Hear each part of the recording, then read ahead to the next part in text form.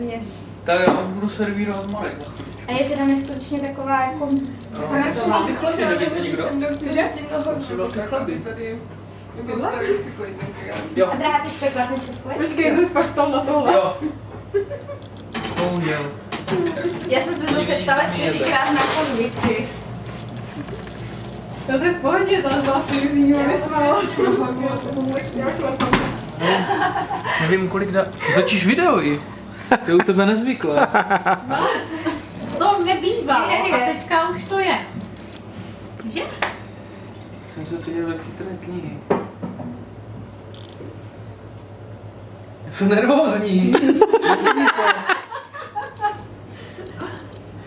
Toho si nevšímaj. To nic není. Všichni přestaneme mluvit. Radši. Já hlavně zkouším, jak to reaguje a reaguje to úplně skvěle. Jo, tady. Ty máš vlastně To modrý a právě když jsem to viděla v tom čilu, říkám, jo, to musíme mít. A kočka souhlasí. Vyzkazné, ale To vůbec nevypadá, že vidíte, že vím,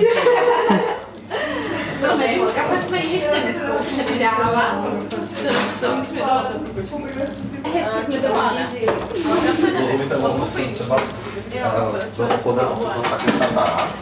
Já to věřím, to jsou tuže napítý věci. Tady s těma dávám čítám častěji. Běžné cokoliv takového jiného zkoušet. Pak jsem v sobě musel mít několik dní hobby.